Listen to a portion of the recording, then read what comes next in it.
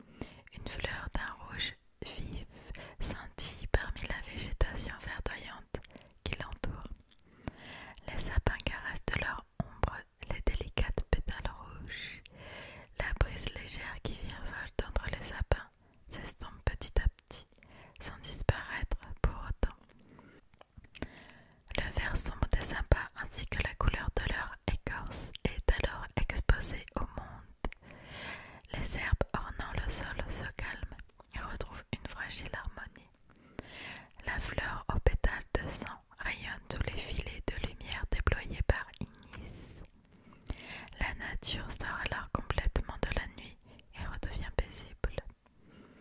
Le silence de la nature est alors brisé par le bruit de sabots martelant le sol à un rythme régulier.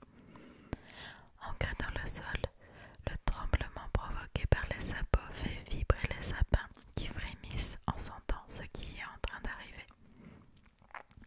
Les herbes se ratatinent sur elles-mêmes par peur de se faire écraser par ces chevaux humant l'air à un rythme effréné. Seule la fleur rouge reste fière, ne s'inclinant devant aucun danger. Avant même qu'elle ne puisse rayonner une dernière fois, la fleur disparaît sous le claquement sec du sabot qui laisse derrière lui une simple rougeur sur le sol creusé par la force de celui-ci. Les chevaux continuent leur route sans se retourner, dirigés par des mains de maître. Délaissant la forêt derrière elle, les 3 cavalières traversent la plaine les cheveux dans le vent, se dirigeant sans hésitation vers la forteresse, se dessinant à quelques lieues de là. Les sabots des chevaux se calmèrent à l'approche de la ville. Alors même que l'on se trouve à l'entrée de celle-ci, nous pouvons entendre le bruit des vagues qui s'écrasent dans un grand fracas contre les rochers au bord de la ville. Les 3 cavalières mettent à pied à terre et avancent d'un pas décidé vers la grande et robuste entrée de la ville. Leurs manteaux longs à capuche les protègent du vent océanique qui balaye les crinières des chevaux. L'air salé qui frappe les femmes est stoppé par le tissu qui recouvre leur chevelure et la totalité de leur corps. La plaine qu'elles viennent de traverser, qui s'étend à présent derrière elles, a retrouvé son calme et est à présent totalement illuminée par la lumière d'Inis, qui se trouve à présent au milieu du ciel. La ville, qui se trouve à présent à quelques mètres des 3 femmes, se dresse telle une forteresse imprenable et dangereuse devant elle. Les murailles en pierre noire volcanique donnent un air menaçant qui contraste avec les portes grandes ouvertes de la ville. En effet, la ville d'Orbal est une ville qui a été construite à partir de roches volcaniques issues de la chaîne de volcans au sud du royaume. Cette ville noire est une ville qui possède une activité portuaire ainsi que de nombreux champs. La ville d'Orbal est la capitale du royaume des orques et est aussi réputée pour être une ville très culturelle. Cette ville très accueillante abrite la majorité des orques du royaume ainsi que le palais où réside le roi et sa famille. Le royaume des orques est une monarchie qui prône l'égalité des droits et des devoirs et qui recherche la paix et la simplicité. Les orques ayant un physique disgracieux pour la plupart des peuples d'Adamar vivent principalement tous ensemble, se réfugiant et excellant dans les arts quels qu'ils soient. La plupart des peuples connaissent mal les orques et les jugent bien trop vite sur leur physique. En effet, les orques sont pour la plupart très cultivés et brillent dans leur domaine. Leur vie étant basée sur les arts et la simplicité, ils sont d'un naturel hospitalier et chaleureux, même s'ils ne cherchent pas spécialement à se mélanger aux autres peuples qui les discriminent la plupart du temps. Les 3 femmes arrivent au niveau de la grande porte noire. Cette porte en bois massif est sobre et sa couleur brune diffère avec la couleur ébène des pierres des murailles et des bâtiments à l'intérieur de la ville. 2 orques portant des lances s'approchent des femmes. L'un est petit et menu, tandis que l'autre est grand et robuste.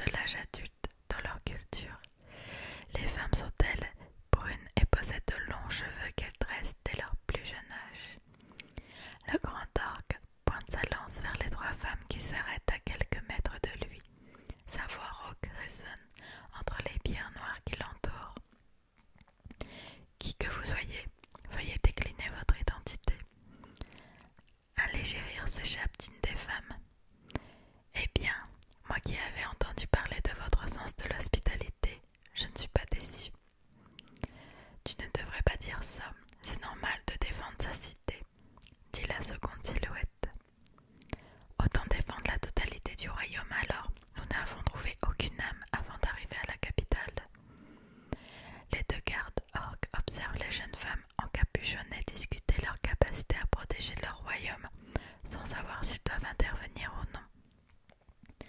L'orque le plus petit s'approche de quelques pas et essaye d'attirer leur attention d'une voix faible, mais les femmes l'ignorent complètement. Le regard des orques se dirige alors vers la troisième femme, qui reste muette, le visage caché par sa capuche, comme les deux autres. Tout ce que je dis, c'est que tu ne devrais pas agresser comme ça quelqu'un que tu viens tout juste de rencontrer, surtout si c'est pour lui demander l'hospitalité. Tu devrais faire plus attention aux sentiments des gens, tu sais. On repensera aux sentiments quand on aura eu ce qu'on veut. Le petit orque profite de la dernière phrase afin d'intervenir. Et que voulez-vous exactement? Les deux femmes s'arrêtent et tournent leur regard vers le jeune orque, tremblant. La plus grande des silhouettes avance vers lui et se tient à moins d'un mètre de lui, ce qui gêne le jeune orque qui détourne le regard. En effet, les orques ont pour habitude de limiter les contacts physiques et n'ont pas l'habitude d'une telle proximité. L'affirmation de la femme est alors sans appel. « Je viens voir votre roi. » Les deux orques sursautent à cette annonce et leur regard intrigué devient plus dur et plus noir. « Que lui voulez-vous? Qui êtes-vous? » demande le grand orque. « Oh là là, mais calmez-vous, je viens juste de discuter. J'ai une information de la plus haute importance à lui transmettre. Et pour ce qui est de mon identité. »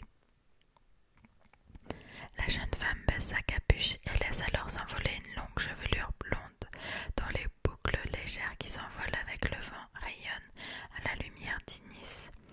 Sa jolie bouche fine et rosée dessine un léger sourire qui est finement accompagné par ses jolies pommettes rosées par la jeunesse. Ses yeux bleu ciel, légèrement pincés, sont sublimés par de longs cils qui lui donnent un regard charmeur et amusé.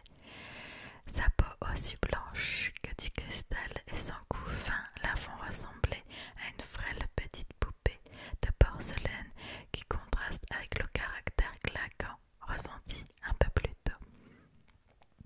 La tête relevée vers les deux orques plus grands qu'elle malgré sa taille d'1,75 m, elle les regarde dans les yeux, ne sciant à aucun instant et gardant une totale confiance en elle. Les orques sursautent alors légèrement en apercevant ses oreilles pointues qui dépassent de sa crinière dorée. La jeune femme pose ses mains sur ses hanches et laisse ainsi entrevoir de fins vêtements bleutés et de longues jambes vigoureuses. « Je suis Nyriel, quatrième princesse du royaume elfique. » Les deux orques observent la magnifique jeune femme sans savoir quoi répondre, alors que le sourire de celle-ci s'estompe peu à peu en voyant le manque de réaction de ses deux interlocuteurs. « Eh bah, vous avez pas entendu, c'est vous de mettre des sourds pour monter la garde. Vos supérieurs ont de drôles d'idées. » La deuxième femme, la plus petite des trois, pose sa main sur l'épaule de la dénommée Nyriel. « Calme-toi, je t'ai dit d'arrêter d'être aussi méchante, ils vont se sentir mal à cause de toi. » « Ne t'inquiète pas, Louis, je ne pense pas qu'il soit en sucre. »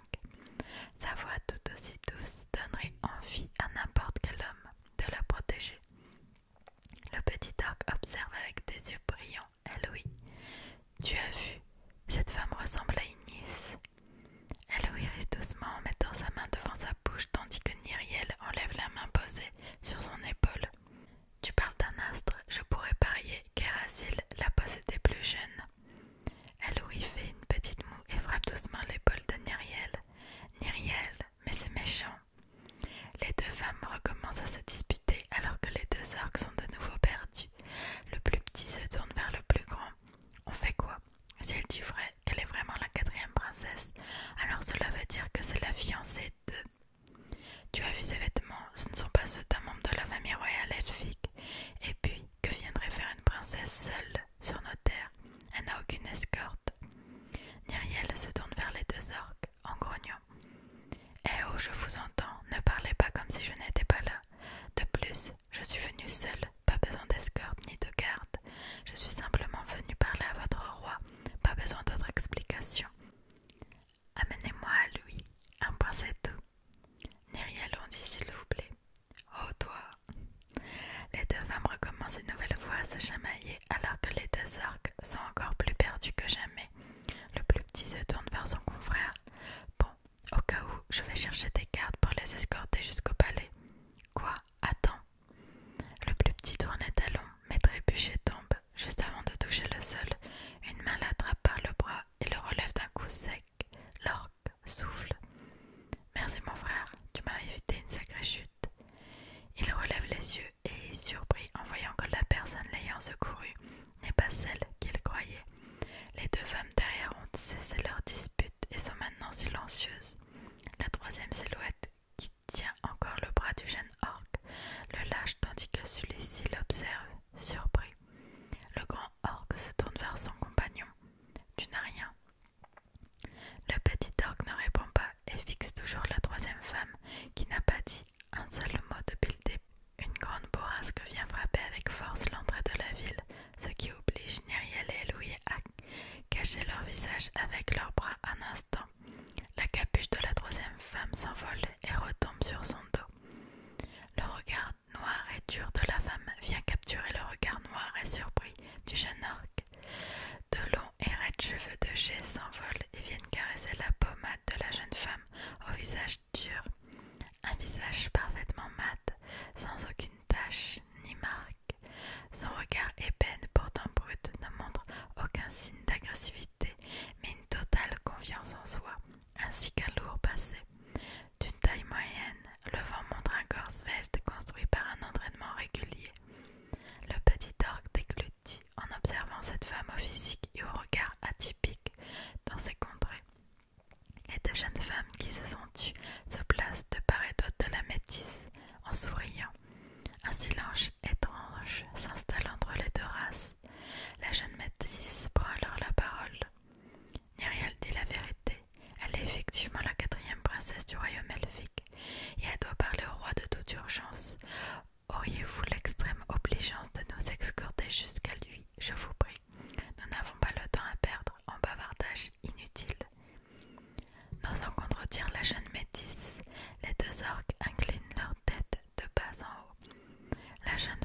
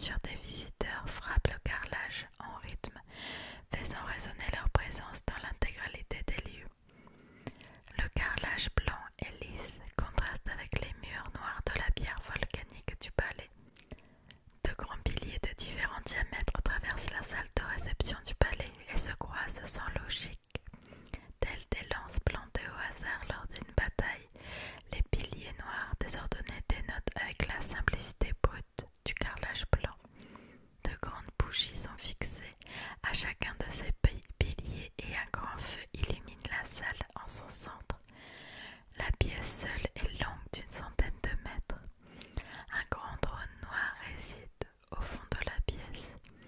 Deux petites portes menant aux appartements de la royauté entourent le trône de pierre.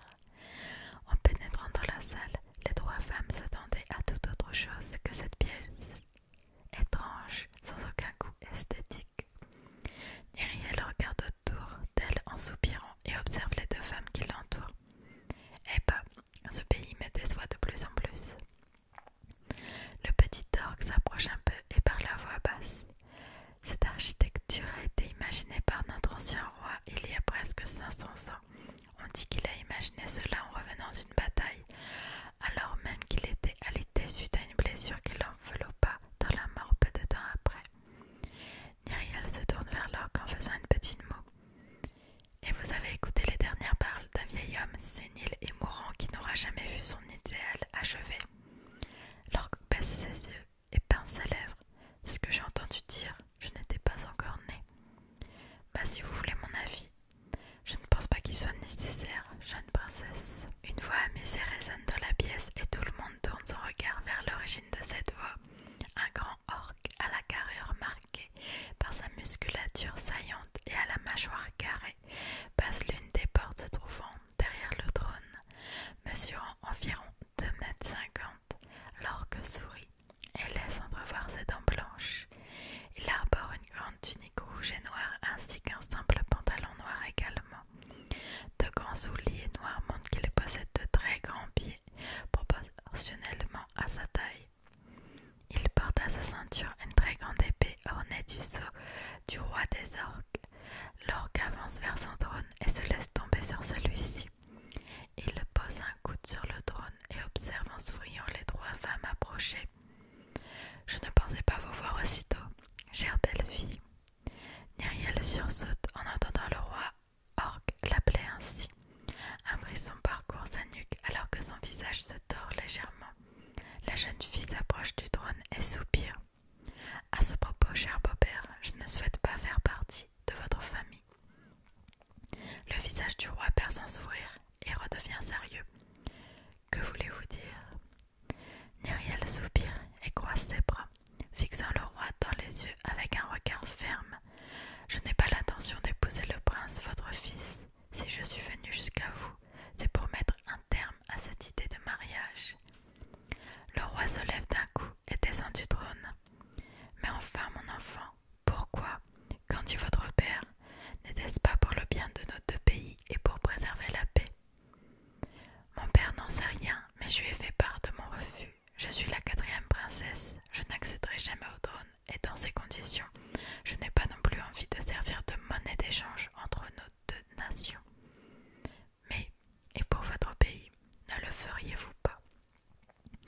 Peu importe qu'il envoie l'une de mes sœurs ou une bonne si ça les amuse, que mon père offre ma mère pour se marier avec vous si cela lui chante. Je refuse de participer à cet effort politique douteux où l'on oblige de jeunes gens en pleine fleur de l'âge à se marier. Le roi attrape Nyriel par les épaules, la rapprochant de lui. Mais enfin, Nyriel, vous n'y pensez pas. Comment pouvez-vous parler ainsi de votre peuple? Une main ferme attrape celle du roi et la décroche de l'épaule de Nyriel, qui recule. Le roi, surpris, regarde à sa droite. Il voit la jeune femme métisse qu'il avait vue entrer plus tôt sans vraiment y prêter attention. Son regard dur et froid comme la glace lui ordonne de ne pas réitérer le geste qu'il vient de faire. Le roi plisse les yeux et retire son poignet de la main de la jeune femme. Il remarque alors que la main droite de la jeune femme est posée sur le pommeau d'une épée qu'il n'avait pas remarqué à son arrivée. Le fourreau d'un noir ébène est gravé de différents signes étrangers au roi. Sans pouvoir les observer de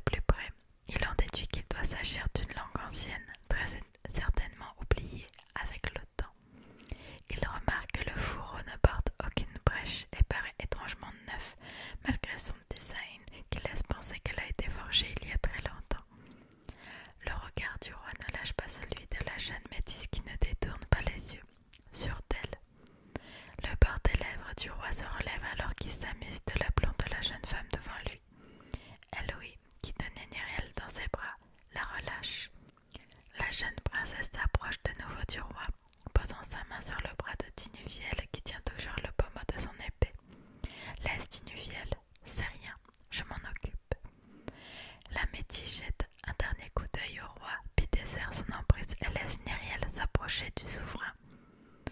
J'ai bien conscience que ce mariage arrangé convient à nos deux familles, mais avez-vous posé la question aux deux principaux concernés?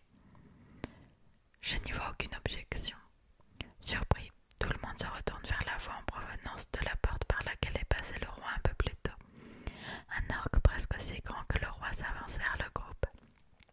L'élégance de sa démarche ne laisse aucun doute sur son identité.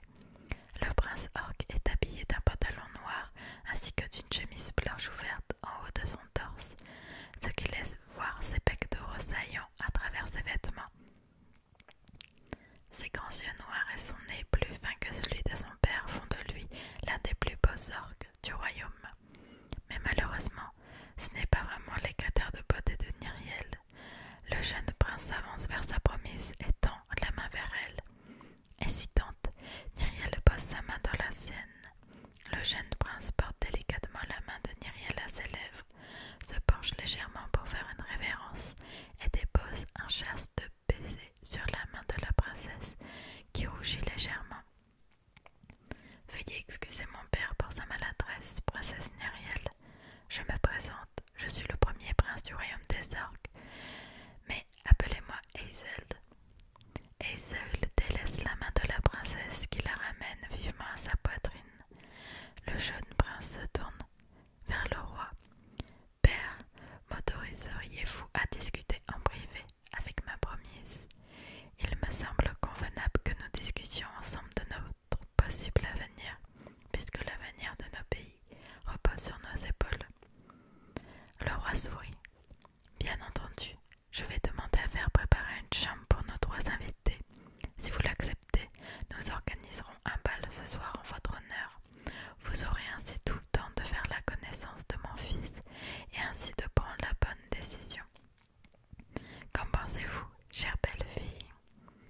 Nyriel grimace en entendant le roi l'appeler une nouvelle fois ainsi, alors que le prince tourne son regard vers elle, dans l'attente de sa réponse. Nyriel ouvre la bouche et fixe le roi dans les yeux. Ma décision est déjà toute prise, jure. Elle lui se jette au cou de l'elfe en riant de bon cœur. Nous acceptons avec plaisir.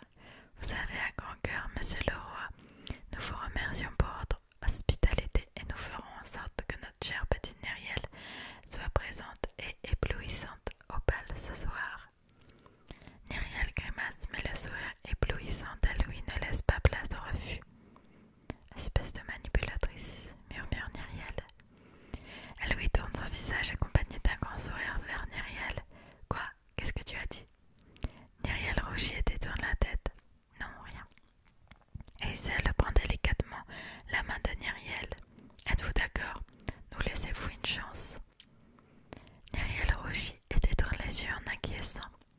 Le prince sourit et se détache de la princesse. Il fait une simple révérence. Je vous attends alors avec impatience ce soir, chère princesse. Le prince tourne les talons tandis que le roi tape dans ses mains en riant fort. Eh bien, quel retournement de situation. Je suis certain que mon fils saura gagner votre cœur. Messieurs, accompagnez ces demoiselles à la plus belle de nos suites. Elles y séjourneront autant de temps qu'elles le souhaiteront. Veillez à ce qu'elles ne manquent de rien. Les deux orques qui jusqu'à maintenant étaient accroupis devant leur roi se relèvent. Suivez-nous, s'il vous plaît. Le roi les salue de la main, tandis que les trois femmes tournent les talons et suivent les deux gardes.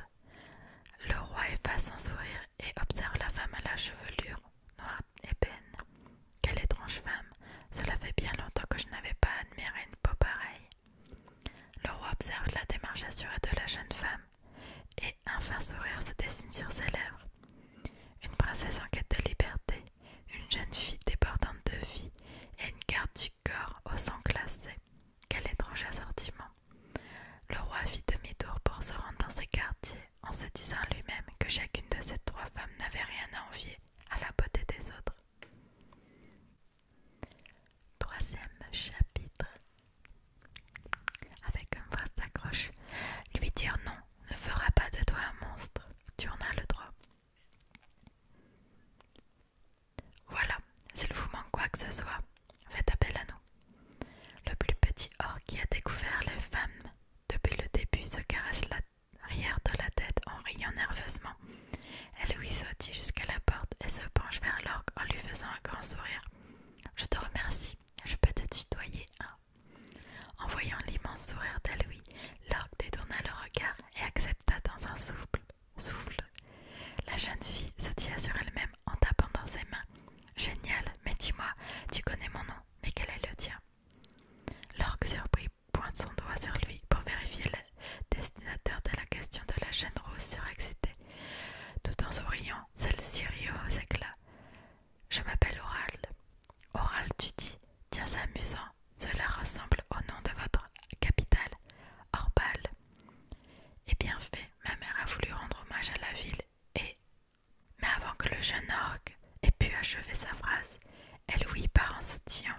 « Merci Oral, je ferai appel à toi si nous avons le moindre problème. »« Oui, oui. » L'orc fit une brève révérence avant de quitter la pièce, refermant derrière lui la porte. Eloï se retourna tout sourire vers ses deux amis. Myriel, assis sur la table de la salle à manger, lance un regard noir à Eloï. « Ça va, t'es contente? J'ai aucune intention de me marier avec le prince, tu le sais très bien. Jamais, tu m'entends. » Eloï croise ses mains en se balançant légèrement. Ne jamais dire jamais, Myriel. Et puis en plus, ils offrent un lit douillet et des repas gratuits. J'avais drôlement envie de goûter leur spécialité, moi. Tu as accepté juste pour ça, tu es sérieuse? Eh bah quoi, j'en ai marre de dormir à la belle étoile toutes les nuits. Une nuit dans un vrai lit me fera le plus grand bien. Et à toi aussi, je te rappelle. Myriel saute de la table et s'avance vers la rousse. Tu me mets dans l'embarras avec tes histoires. Pendant que tu vas t'empiffrer ce soir, moi je vais devoir me coltiner le prince. Oh, ça va, il n'est pas si méchant. Si tu le regardes mieux, tu pourras même le trouver charmant. Eloï, c'est un orc. Ce n'est pas vraiment l'image du prince charmant que je rencontre lors de mes nombreux voyages dont je rêve. Oh, allez, tu peux bien faire un petit effort, ne serait-ce que pour une soirée. Tu ne... Calmez-vous. Myriel et Eloï s'arrêtent net en entendant les mots de Tinuviel. Assis sur le bord de la fenêtre, les cheveux battant au vent et le regard perdu vers les volcans, Tinuviel respire calmement. Elle tourne son regard vers Myriel. « Je suis désolée de te faire vivre ça, mais Eloï a raison. On ne peut pas cracher sur une bonne nuit de sommeil. Cela ne fait que 2 mois que tu es avec nous, mais avec Eloï, cela fait 3 ans que nous sommes sur les routes. On ne crache pas sur un bon repas et une nuit à baiser. » Myriel baisse les yeux et attrape son bras gauche de la main droite. « Oui, tu as raison, je comprends bien.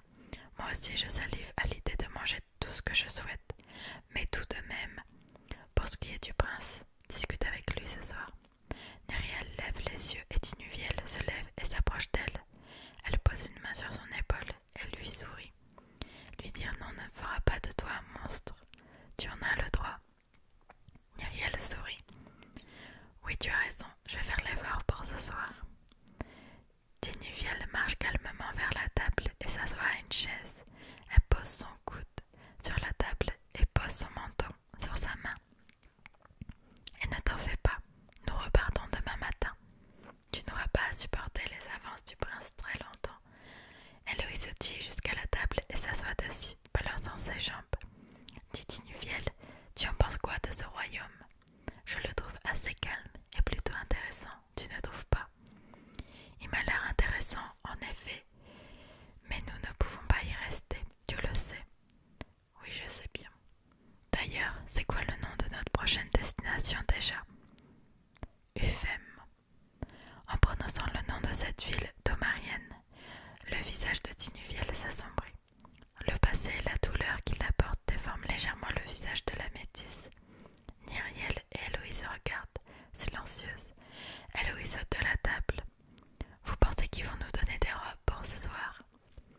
En effet, les 3 jeunes femmes sont habillées de vêtements de voyage, c'est-à-dire de pantalons et de simples chemises. Seule Myriel possède des vêtements un peu plus sophistiqués puisqu'elle les a emportés lors de son départ.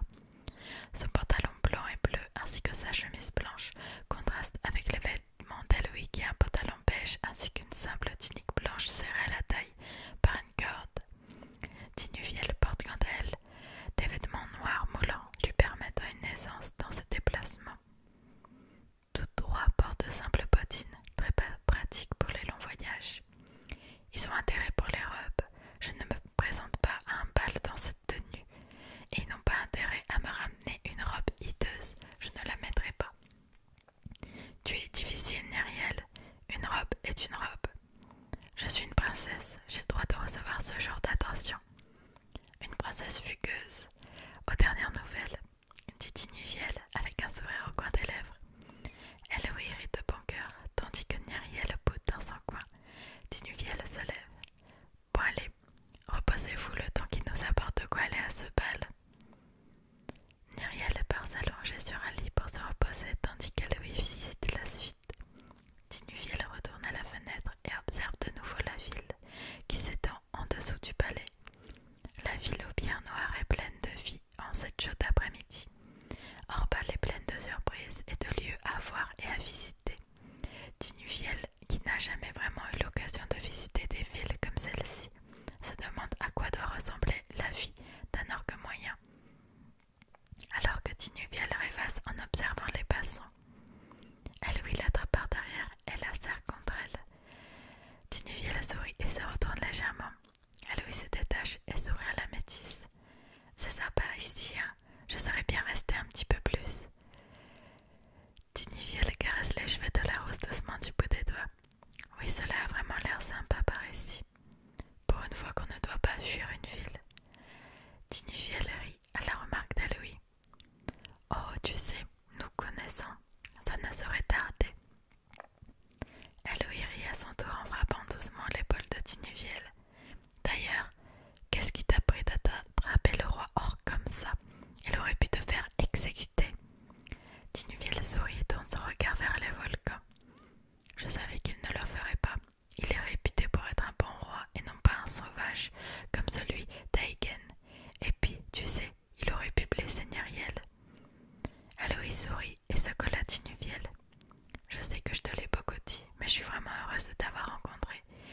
En plus de m'avoir sauvé la vie, tu m'as fait découvrir ce que le mot vivre signifie. C'est le plus beau des cadeaux que tu pouvais me faire. Malgré les fuites à répétition et les coins dangereux où je t'emmène à chaque fois. Oui, au moins avec cette vie, je n'ai pas le temps de m'ennuyer. Je suis vraiment très heureuse d'être ton amie et ta compagne de voyage. Maintenant que Nériel est avec nous, nous formons une super petite bande, tu ne trouves pas? Tinuviel sourit, mais ne répond pas. Elle n'en a pas besoin. Le visage de Tinuviel s'assombrit soudain. Eloïs, je suis désolée. La petite rousse se redresse et regarde son amie avec des yeux interrogateurs. Désolée de quoi? De t'emmener avec moi dans mes histoires. Toi et Nériel, vous n'êtes pas obligés de venir avec moi à UFM. Je sais que ce n'est pas votre histoire et je ne voudrais pas qu'il vous arrive quelque chose par ma faute. C'est pour ça que... Eloïs attrape Tinuviel par les épaules et la fixe dans les yeux. Qu'est-ce que tu racontes? Je ne te laisserai jamais retourner là-bas seule, tu m'entends? Je sais ce que représente cette ville pour toi et je refuse que tu t'y rendes seule. Tinuviel baisse les yeux, la douleur se lisant sur son visage. Ce ne sont que des rumeurs. Rumeurs ou pas, on se doit de vérifier, et ce tout ensemble. Tu es là quand j'ai besoin de toi. Quelle heure je serai si je t'abandonnais à mon tour alors que tu ne demandes jamais rien? Que ça te plaise ou non, je viens avec toi. Et c'est pareil pour moi. Les filles se retournent vers Nériel qui se tient derrière elle. Celle-ci s'approche, les mains sur les hanches. Écoute-moi bien, je te promets que si ces rumeurs sont avérées et que cet enfoiré est encore vivant, que je l'enverrai rejoindre Pendal au royaume des morts. Nériel tape son poing contre le mur. C'est vrai que je suis faible à côté de toi, Tinuviel. Je n'ai jamais rencontré un combattant aussi fort que toi. Mais une chose est sûre, Eloïs et moi on va t'accompagner. Je t'en donne ma parole. Elle lui sourit et saute au cou de Nériel en riant. Bien dit, ma petite elfe préférée. Oh, lâche-moi, petite humaine surexcitée. Qu'est-ce qui te fait dire que je suis petite? C'est toi qui es grande. Nériel ne peut s'empêcher de rire face aux provocations d'Aloïs. Tinuviel les regarde se chamailler comme à leur habitude en souriant. Nériel son sérieux. Une dernière chose, dit Nuviel. Tu n'as pas intérêt à nous fausser compagnie, car où que tu ailles, nous te retrouverons. Tinuviel ne répond pas, car elle sait que la jeune elfe dit vrai. Eloï se place entre les deux femmes en souriant. Mais pour l'heure, on doit s'habiller. À peine la jeune femme prononce les mots que quelqu'un toque à la porte. Celle-ci s'ouvre et le jeune arc entre à petits pas. Eloï se retourne et court vers lui. Oral, te revoilà déjà. Alors, où sont nos robes? Vos robes, comment saviez-vous que je vous apportais des... Eloï se jette au cou du jeune arc qui recule et commence à paniquer avec la jeune femme autour du cou. Myriel s'avance et attrape Eloï qui refuse de lâcher son nouvel ami. Après une rude bataille, Eloï est tranquillement assis sur une chaise au milieu de la pièce, surveillé par le regard noir d'une elfe qu'il ne faut pas contrarier. Oral essaye de se reprendre et tout ça pour essayer d'atténuer la gêne du moment qui vient de s'écouler. Donc en effet, le prince Eisel a souhaité que l'on vous monte des robes pour le bal de ce soir, afin de vous permettre de faire votre choix. Le prince a sélectionné de nombreuses robes. Les voici. Une dizaine d'orques femmes entrent dans la pièce, tenant plus de robes et de couleurs les unes que les autres. Le prince Eisel vous prie de bien vouloir accepter ces présents et de les emmener lors de votre départ. Il rajoute qu'il serait honoré de vous offrir de nouvelles tenues de voyage afin de remplacer vos tenues plus vieilles. Vous n'avez qu'à me faire part de vos demandes pour qu'elles soient exhaustées. Sur ce, mesdames, je vous laisse. Bisous Oral, cria Louis en souriant et en lui faisant signe de la main. L'orgue quitte la pièce affreusement gêné par la petite rousse. Myriel donne un coup sur la tête de son ami au moment où la porte se referme. Toujours aussi gênante. Mais non, c'est mon ami. Myriel regardait Louis exaspéré. Tinuviel s'approche de la pile de robes laissée par la servante. Bon, je pense que des essayages s'imposent. Je vous préviens, je veux quelque chose de sobre et très peu encombrant. Louis et Myriel se regardent un instant, puis courent vers Tinuviel en riant. Ne t'inquiète pas, on va bien s'occuper de toi. Tinuviel grimace en comprenant que ses attentes ne seront probablement pas respectées. Elle jette un dernier coup d'œil à la fenêtre et aperçoit le roi entouré de gardes qui se dirige vers la ville en contrebas du palais. La soirée qui va se tenir le soir même promet d'être passionnante. Donc, voilà tout pour ce 3e chapitre. On va dire que c'est une belle entrée dans l'histoire, clairement. Avec au début beaucoup de descriptifs, il faut établir les premières scènes, les premiers personnages, et je ne savais pas du tout que ça allait être un roman dans ce style-là, mais j'aime trop, étant une très grande fan du Seigneur des Anneaux. J'adore ce style de roman, tout simplement ce style d'histoire avec des personnages de ce style, et j'ai vraiment trop hâte de lire la suite. Et toi, est-ce que tu veux entendre la suite? En tout cas, je tiens vraiment à remercier Marie pour me laisser cette opportunité-là, me laisser lire cette histoire, parce que c'est pas toujours facile lorsque l'on propose quelque chose que l'on fait soi-même et qui peut être jugé. Mais en tout cas, personnellement, j'aime trop, et pour moi, c'est le plus important. Après, si tu as aimé ou si tu t'es endormi, et si par exemple là tu m'entends plus vu que tu t'es endormi, eh ben, c'est cool. Je vais te laisser. Je crois, elle a écrit 28 chapitres pour le moment. On n'en a lu que 3. Autant te dire que ça risque d'être prometteur pour la suite, pour de nouvelles vidéos en lecture chuchotée.